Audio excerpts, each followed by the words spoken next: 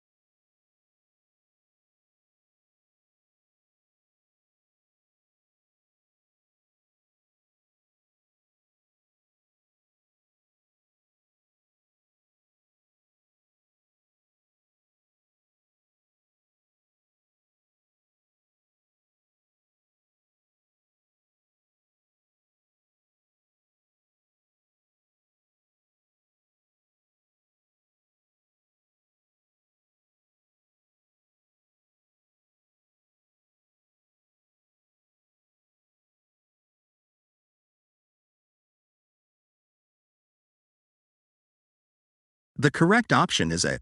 The risks from exposure to excessive industrial noise have become better regulated over time. The paragraph mentions that there are now strict limits on occupational noise exposure and many medico-legal claims have been filed as a result of regulation. This indicates that regulations have been put in place to limit the risks of noise-induced hearing loss in industrial workers. Option B is incorrect because the paragraph specifically refers to personal music players as the cause of increased recreational noise exposure, not new media devices in general. Option C is incorrect because the paragraph mentions that noise-induced hearing loss typically affected industrial workers in the past. Option D is incorrect because the paragraph only mentions that most of us have experienced walking past someone and being able to hear every sound coming from their headphones, but this does not necessarily mean that most people have experienced the risks of noise-induced hearing loss. Let's look at the next question.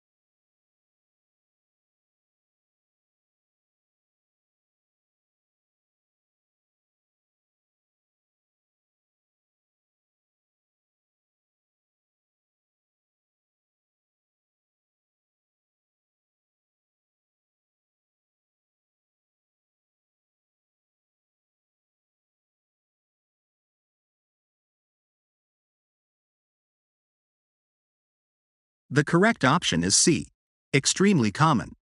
The word ubiquitous means present, appearing, or found everywhere. Therefore, the use of personal music players is extremely common, and this is what the paragraph suggests.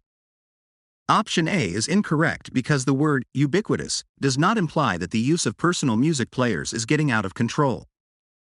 Option B is incorrect because radically increasing is only part of what the paragraph is suggesting, but not the complete meaning of the word ubiquitous. Option D is incorrect because the paragraph does not suggest that the use of personal music players is a serious health risk. Rather, it suggests that there may be some cause for concern regarding the increased recreational noise exposure they can cause.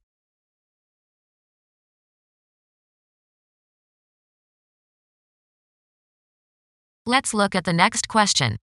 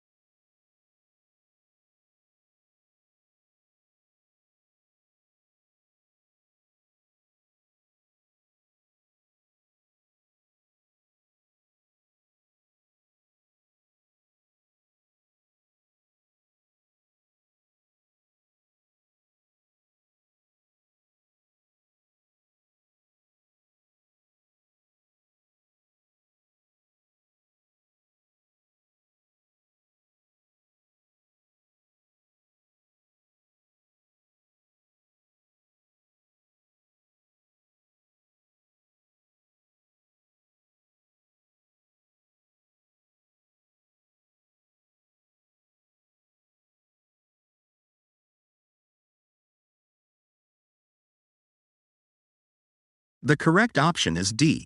The huge cost of hearing loss treatment in Australia.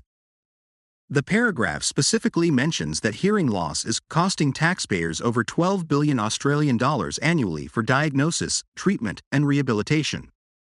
This highlights the financial burden of hearing loss in Australia. Option A is incorrect because the paragraph does not focus on the impacts of hearing loss on young people. Option B is incorrect because although the paragraph mentions the global impact of noise-induced hearing loss, the main emphasis is on the cost of hearing loss treatment in Australia. Option C is incorrect because although the paragraph cites information from the World Health Organization, the main emphasis is not on the statistics but rather on the financial burden of hearing loss treatment in Australia. Let's look at the next question.